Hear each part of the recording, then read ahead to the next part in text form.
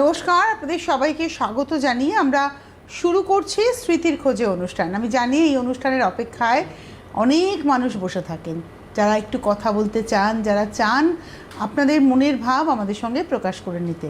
তো আজকে আমি রয়েছি আপনাদের সঙ্গে স্মৃতির খোঁজে অনুষ্ঠানে, এবং অবশ্যই আমি চাইব আপনারা প্রচুর মানুষ ফোন করুন, যুক্ত হন এই অনুষ্ঠানের সঙ্গে। স্মৃতির খোঁজে প্রত্যেক সোম, মঙ্গল, বুধ এবং শুক্র, শনিবারের বিকেল 4টে থেকে 4:30 এই অনুষ্ঠান। তো সরাসরি কথা বলার নাম্বার দেখুন মাথার উপরে রয়েছে আমার, 6292242337, 6292242338। এই নাম্বারে সরাসরি যুক্ত হয়ে যান আমাদের সঙ্গে। যে কোনো প্রান্ত থেকে, ভারতবর্ষের যে কোনো প্রান্ত থেকে আপনারা ফোন করতে পারেন। এবার বলি, আমি চেষ্টা করি, সেটা হচ্ছে যে নির্দিষ্ট একটা বিষয় কেন্দ্রিক আলোচনা করতে। তো আজকেও এরকম একটা ভেবে রেখেছি, সেটা হচ্ছে আতঙ্ক। আতঙ্ক শব্দটা কিন্তু ভয়েরও উপরে, আমরা ভয় পাই, সমঝে যাই, কিন্তু একবার আতঙ্ক তৈরি হলে এটা খানিকটা প্যানিক অ্যাটাকের মতো। আমাদের মনে হয় যে প্রতিনিয়ত সেটা যেন আমাকে তাড়া করে বেড়াচ্ছে। তো এরকম আতঙ্কের শিকার কি আপনি কোনো দিন হয়েছেন, বা আপনার আশেপাশের কেউ কোনো দিন হয়েছে? আমি সম্ভবত এর আগে একদিন বলছিলাম যে আমরা সিকিম ঘুরতে গিয়ে এরকম আতঙ্কের মধ্যে পড়েছিলাম। আতঙ্কটা হচ্ছে যে বাড়ি ফিরতে পারবো কি না, প্রিয়জনদের সাথে আর দেখা হবে কি না, আদৌ আমাদের রেস্কিউ হবে কি না, বা আমরা যে পাহাড়টার উপরে রয়েছে সেই পাহাড়টা ধসে পড়ে যাবে কি না। এরকম ঘটনা ঘটেছিল আমাদের সঙ্গে। আর একবার আমাদের জীবনে ঘটেছিল একটা ঘটনা, তখন আমরা খুব ছোট, ঘুরতে গিয়েছিলাম মা, বাবা এবং আমার বাবার অফিসের কলিগরা সব একসাথে যেতেন, তাদের ফ্যামিলিরা। তো এরকমই একটি বাচ্চা খুব ছোট দুষ্টুমি করতো। তো সে এরকমই একদিন সবার ফেরার, তখন তো আর এত ফ্লাইট না, তখন ট্রেনের টিকিট। তো সবার ট্রেনের টিকিট, হোটেলের চাবি, তখন আমরা হোটেলে তালা চাবি দেওয়া, সেই চাবি এবং সব পয়সা একটা ব্যাগের মধ্যে, ঘোরার সমস্ত পয়সা পত্র একটা ব্যাগের মধ্যে। তো এক কাকিমার কাছে সেই ব্যাগটা তার হাতে, এবং আমরা তখন ঘুরতে যাচ্ছি সম্ভবত ওই একটা শিপে করে, শিপ ওই লঞ্চের মতো করে, বম্বে থেকে অজন্তা এলোরা সম্ভবত। তো ওই সময়ই হয়েছিল, এবং তখন আমিও অনেকটা ছোট, আমি ছোটো, আমার ভাইও ছোট, আমার বোন তখন সদ্য হয়েছে আর কি, সে একদমই কোলে, তখন মাস 6-এর। তো সেই সময় একটি ছেলে, সেও আমাদেরই বয়সী হবে, তো সে তার মায়ের সাথে ওই লঞ্চের ধারে বসেছিল, এবং দুষ্টুমি করতে করতে, হয় না, দুষ্টুমি করছে, এদিক নামছে ওদিক উঠছে, লঞ্চ ধরে একবার দাঁড়িয়ে পড়ছে। তো তার মা একটু বকাবকি করাতে সে মায়ের হাতে থেকে ওই ব্যাগটা নিয়ে জলে ফেলে দিয়েছিল।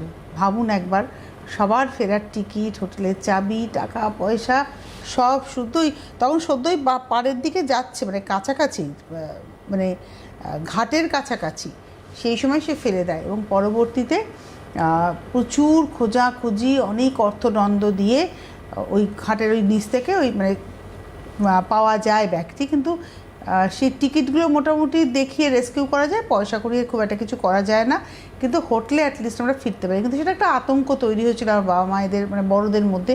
আমরা তখন ছোটো, অতটা কিছুই বুঝি না, পরে মা গল্প যখন করেছিল তখন জেনেছিলাম। তো একটা আতঙ্ক তো তৈরি হয়েছিল যে আদৌ কী হবে, বাড়ি ফিরতে পারবো কি না।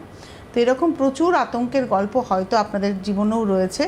আপনারা বলুন, আমাদের সঙ্গে ভাগ করে নিন। 6292242337, 6292242338। আতঙ্ক কিন্তু গ্রাস করে মানুষকে, আতঙ্ক তাড়া করে। আমাদের ছেলেবেলাতে একটা ছবি ছিল, খুব ছেলেবেলা না, তখন ক্লাস 11-11-এ পড়ি বা কলেজে পড়ি, আমার এক্স্যাক্টলি মনে নেই। তো সেই সময় সৌমিত্র চট্টোপাধ্যায় অভিনীত, শতাব্দী রায় অভিনীত একটি ছবি হয়েছিল আতঙ্ক। তাতে বলা হতো, মাস্টারমশাই আপনি কিন্তু কিছুই দেখেননি, তাই না? কি আতঙ্ক! এরম আতঙ্কের ঘটনা তো ঘটেছে আমাদের ভারতবর্ষই দেখেছে। যারা পেহেলগাঁওয়ে গিয়েছিলেন, সম্ভবত 25 এপ্রিল মাস নাগাদ ঘটনাটা ঘটেছিল। যারা পেহেলগাঁওয়ে গিয়েছিলেন ঘুরতে, পেহেলগাঁও জায়গাটা না খুব সুন্দর, স্বর্গের মতো একটা জায়গা। কাশ্মীর ভূখণ্ডের মধ্যে পেহেলগাঁওয়ের যে পাহাড়, তার উল্টো দিকে কিন্তু পাকিস্তান, আমরা জানি। এবং ওই পেহেলগাঁও এমন একটা স্বপ্নের মতো ছোট্ট জায়গা, যেখানে ভিউটা খুব সুন্দর, সিনারি ভীষণ ভালো। আর সেখানে দাঁড়িয়ে কিছু মানুষ ঘুরতে গিয়েছিলেন, আনন্দ করতে গিয়েছিলেন, কাপলরা হানিমুন করতে গিয়েছিলেন। এবং তাদের মধ্যে অনেক মানুষ ফিরলেন না, কি না ধর্ম জিজ্ঞাসা করে তাদেরকে গুলি করে হত্যা করা হয়েছিল। আতঙ্ক তৈরি হয়নি? তাদের পরিবার পরিজন যারা কলকাতায় বা অন্যান্য জায়গায়, ভারতবর্ষের অন্যান্য রাজ্যে বসে, তাদের পরিবারে আতঙ্ক হয়নি? ডেফিনেটলি হয়েছিল। যার সঙ্গী মারা গিয়েছিল তার শোক এবং আতঙ্ক দুটোই তাকে ঘিরে ধরেছিল, তাই নয় কি?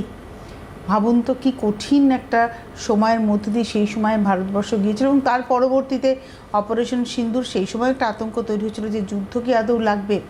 তো আসুন আতঙ্ক নিয়ে গল্প করব, তবে তার আগে আপনাদেরকে বলবো ফোন করুন 6292242337, 6292242338 এই নাম্বারে। আর আমরা রয়েছি আপনাদের সঙ্গে যেমন টেলিভিশনের পর্দায়, আমরা রয়েছি ইউটিউব চ্যানেলে। আপনার মোবাইল ফোনের ইউটিউব অ্যাপে যাবেন, ইউটিউব অ্যাপটা যখন আপনি ক্লিক করবেন, সার্চ অপশান, সেখানে দাঁড়িয়ে সিটিভিএন টাইপ করলেই আমাদের চ্যানেলটা আপনাদের সামনে চলে আসবে। চ্যানেলের লোগোতে ক্লিক করে আপনি চ্যানেলের ভেতরে সমস্ত প্রোগ্রাম দেখতে পাবেন। যাতে করে আপনার কাছে প্রপারলি নোটিফিকেশন পৌঁছয়, তাই আপনাকে সাবস্ক্রাইব বাটনটা ক্লিক করতে হবে। যখনই আপনি সাবস্ক্রাইব বাটন ক্লিক করবেন, পাশে একটা বেল আইকন ঘন্টাটা নড়বে, সেই ঘন্টাতে ক্লিক করলে অল অপশান আসবে, সেই অল অপশান ক্লিক করে দেবেন, তাহলেই আমাদের চ্যানেলটা থেকে গেল আপনার সঙ্গে। এবারে আমাদের সঙ্গে একজন বন্ধু আছেন। নমস্কার, কে রয়েছেন? হ্যালো, আমি লক্ষ্মী দেবনাথ বলছি, হাবড়া থেকে। হ্যাঁ বলুন, আতঙ্কের গল্প আজকে। হ্যাঁ, গল্প আছে। তার আগে বলি দিদি, আপনাকে আমার খুব ভালো লাগে। ধন্যবাদ ধন্যবাদ। আচ্ছা, বলছি কি, আমার বিহারে মাসি, আমার ছোট মাসি থাকতো, ওখান থেকে ফিরছিলাম, ট্রেনে উঠিয়ে দিয়েছে। এবারে আসছি যখন 1 ঘন্টা ট্রেনে কারেন্ট ছিল না, খুব অন্ধকার। এবার সবাই ভয় পাচ্ছে, টাকা পয়সা গুছাচ্ছে, কারো গয়নাগাটি গুছিয়ে, 1 ঘন্টা কারেন্ট ছিল না। তারপরে অনেকক্ষণ ট্রেনটা যাচ্ছে রাত্রেবেলায়, তার হঠাৎ একটা স্টেশনে যখন দাঁড়ালো, জানালা দিয়ে দেখলাম, তারপরে একটা পুলিশকে বললাম যে এরকম আমাদের 1 ঘন্টা কারেন্ট নেই। তাড়াতাড়ি উঠে উনি আবার লাইট জ্বালিয়ে দিলেন। সেই দিন ওই ট্রেনে খুব ভয় লেগেছিল, সবাই আমরা জড়সড় হয়ে বসেছিলাম যে কি হবে। সবাই তো ভয় পাচ্ছে, ওর ডাকা লোডশেডিং থাকলে ডাকাত আসে, সেই ভয়তে। খুব একটা বাচ্চা ছিল, ছোট্ট বাচ্চা, যখন কারেন্ট আসলো সে আমাকে বলছে কি, দিদি নমস্কার। হ্যাঁ, মানে ও কারেন্ট এসে তো খুশি হয়েছে, আমি বলেছি জানলা দিয়ে পুলিশকে।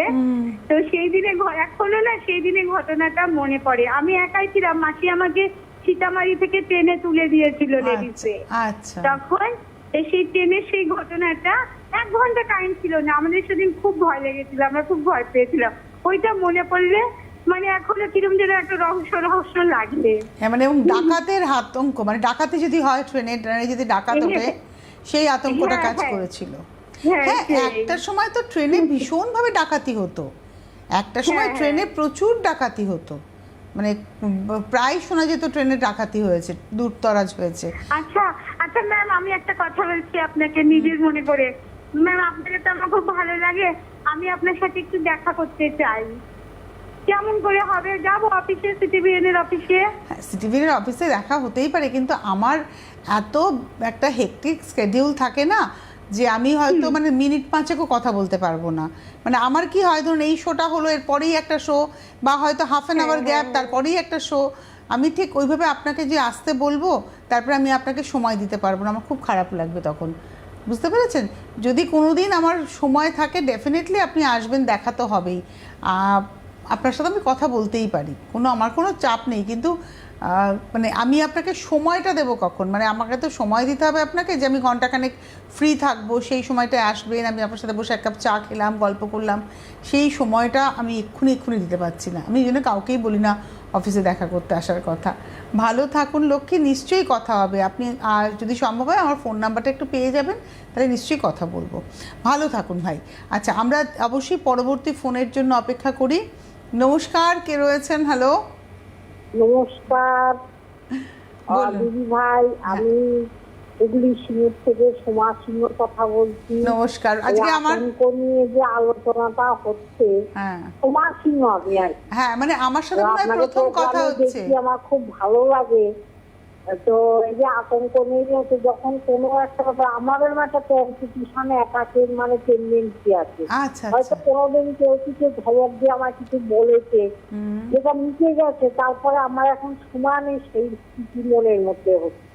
এই তো এই কথা বলেছিলাম, ও এরকম বলেছিল, আমি কিছুতেই ভুলতে পারি না, যার জন্য আমাকে মেন্টাল ডাক্তারও ওষুধ একটু না না না দিদি, একটা কথা বলি আপনাকে, এটাকে না গুরুত্বই দেবেন না। দেখুন এই জায়গাটা আমি কিন্তু একদম একটা মানে আমার নিজের প্রিন্সিপাল কিছু আছে, লোকে কি বলবে, আমি এই কাজটা করব, লোকে আমাকে কি বলবে, এটাকে একদম গুরুত্ব দেবেন না। কেন বলুন তো, লোকে আজকে বলবে, বলার পরে লোকে সেটা ভুলেও যাবে দুদিন পরে, কিন্তু আপনি যে থেমে গেলেন আপনার কাজটা কিন্তু বন্ধ হয়ে গেল, ওটাকে আপনি আর শুরু করতে পারলেন না।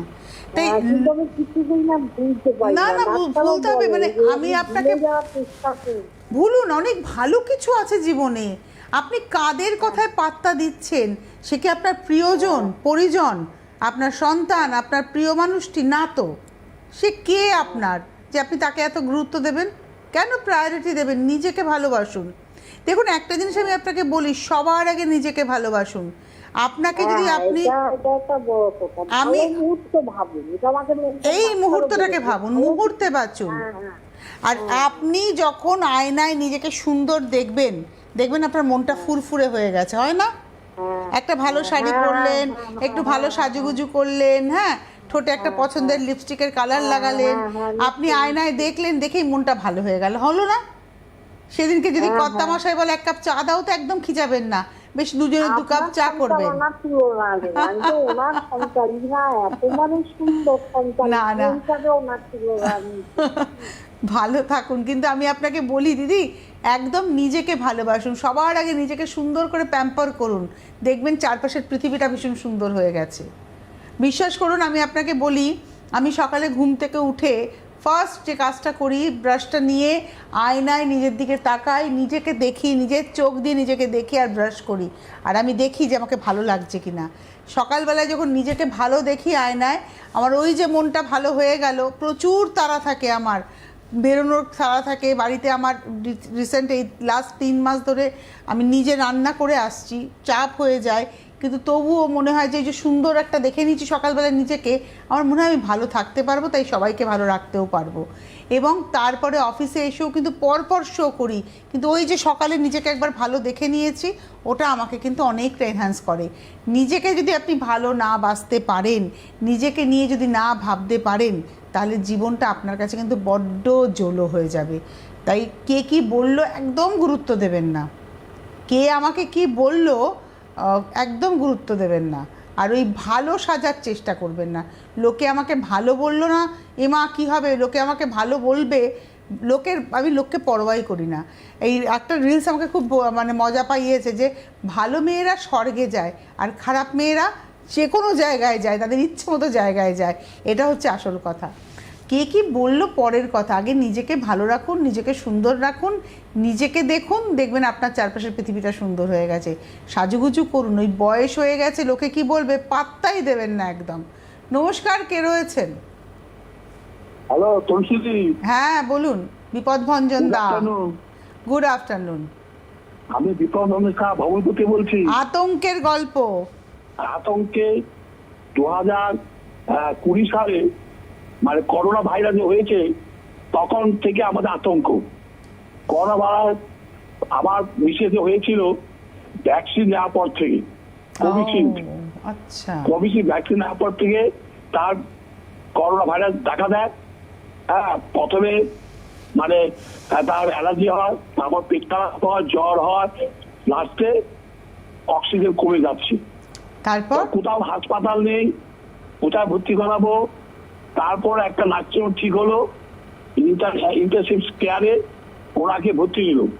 ভর্তি নেওয়ার পর লাস্টে করোনা পরীক্ষা করলো, করোনা পজিটিভ। তারপর ওখানে রাখবেন না, উনি কোথায় যাবেন, কোথাও পাচ্ছি না মোবাইলে, কোথাও হাসপাতাল। তা লাস্টে এক জায়গায় হাসপাতাল পেলাম সরকারি, ওখানে ভর্তি করে দিলাম। ওখানে কোনো ট্রিটমেন্ট হয় না, যেহেতু এখানে অক্সিজেন দিয়ে একটু ভালো হয়েছিল, করোনা দেখা দিল। তারপরে ভর্তি হলো সে সরকারি হসপিটালে, ওখানে কোনো চিকিৎসা সেরকম নেই। যে শ্বাসকষ্ট যাচ্ছে, সে অক্সিজেন পাচ্ছে না, সে মারা যাচ্ছে। কিন্তু 14 দিন ছিল, আমি তুমি থাকো 14 দিন। তারপরে ওখানে খাবারটাও ভালো, সবই ভালো, কিন্তু সেরকম ট্রিটমেন্ট হয় না। ভগবানের কৃপা বেঁচে এসছে। তারপরে তার 14 দিন পরে তার আমার সারা বাড়িতে ছিল, সারা বাড়িতে 14 আমাদের বাড়িতে এসছে। আসলে কি হবে, আমাদের করোনা হলো, মানে ওই একটা আতঙ্কের পিরিয়ড আপনি কাটিয়েছেন। কিন্তু আমাদের মারাত্মক হয়নি, যে আগে আগে আতঙ্ক থাকতাম, ভয় থাকতাম যাতে করোনা যাতে না হয়, তা সত্ত্বেও করোনা হয়েছে, সে একটা বড় আতঙ্ক। ডেফিনেটলি সেটাই আমরা নিয়ে চলেছিলাম। একদম একদম। এখন ঠাকুরের কৃপা, ভগবানের কৃপায়, গুরু কৃপায় ভালো আছি, আমার মিসেসও ভালো আছে। কিন্তু একটা হসপিটাল ফোন এসেছিল আমার ছেলের কাছে, আপনার মাটি ভালো আছেন? ও বলে আর ভালো আছি। আর ওখানে যারা ভর্তি হয়েছিল সব করোনা মারা গেছে, কিন্তু আমার মিসেস গুরুদেবের কৃপায় ভালো এসছে। ভালো থাকুন, ভালো থাকুন, ভালো থাকুন। করোনা একটা আতঙ্ক, একদম ডেফিনেটলি আতঙ্ক। এবং আমি করোনায় খুব ভুক্তভোগী হয়েছিলাম। আমার করোনা হয়নি, কোভিডে আক্রান্ত হইনি, পরিবারের সবাই ভালো ছিলাম, সুস্থ ছিলাম, কিচ্ছু হয়নি কারণ। আমার মা বাবাও ভালো ছিলেন, বয়স্ক মানুষ ভালোই ছিলেন। কিন্তু ওই সময় আমার ছোট ছেলে ইন্টার্নশিপ করতে দুবাই গিয়েছিল। দুবাইয়ের একটি 5 স্টার হোটেলে ও হোটেল ম্যানেজমেন্ট করতে, এখান থেকে কোর্স করে, এডিনবার্গের একটা কোর্স করে ও হোটেল ম্যানেজমেন্ট করতে, ও ইন্টার্নশিপ করতে দুবাই গিয়েছিল। ওটা 2 বছরের কোর্স ছিল। ও 19 ডিসেম্বরে যায়, রওনা হয়।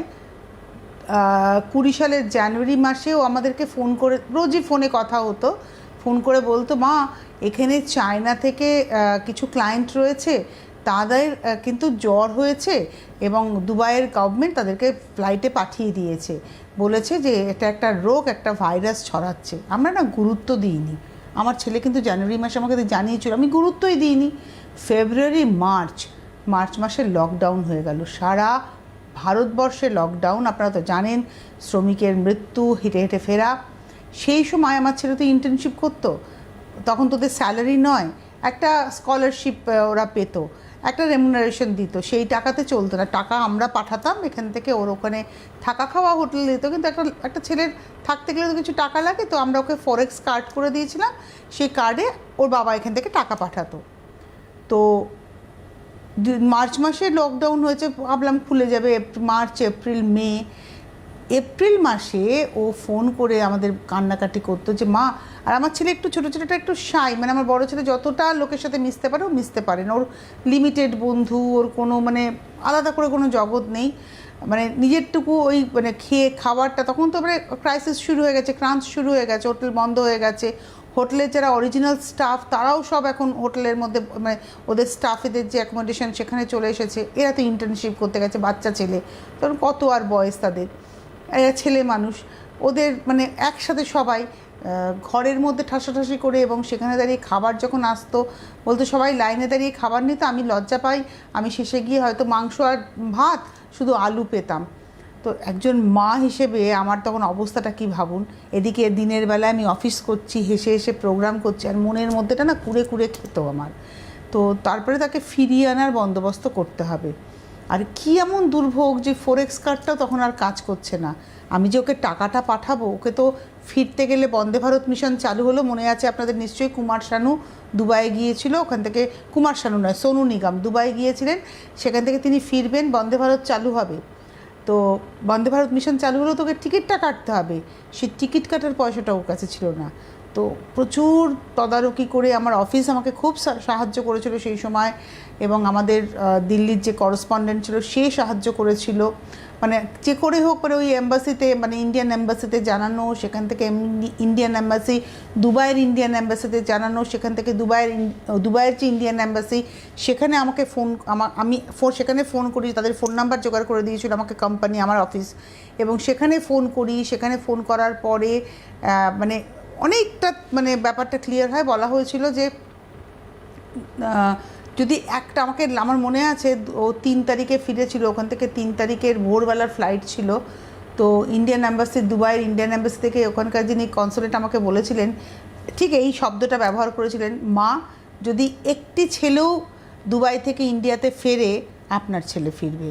এবং সেখানে সময় আমি এমন একজন মানুষকে পেয়েছিলাম যার সাথে আমার কোনো চেনাশোনা ছিল না, কোনো রক্তের সম্পর্ক তো নয়, আলাপও ছিল না। তিনি এক কথায় আমার ছেলের খাতে টাকা দিয়েছিলেন ওইখানে দাঁড়িয়ে, মানে ইন্ডিয়া থেকে তিনি বলে দিয়েছিলেন, তার বিশাল ব্যবসা, এবং সেখানে গিয়ে আমার ছেলেকে ঠিকানা বলে দিয়েছিলেন। আমার ছেলে ট্যাক্সি নিয়ে গিয়ে সেখান থেকে টাকাটা নিয়ে ও ইন্ডিয়ান অ্যাম্বাসিতে গিয়ে সেখান থেকে টিকিটটা পেয়েছিল।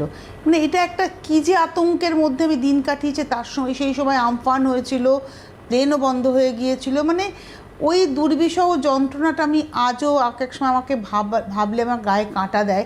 যে একটা ফেজ আমরা কাটিয়েছিলাম, আমাদের পরিবার কাটিয়েছিল। নমস্কার, কে রয়েছেন?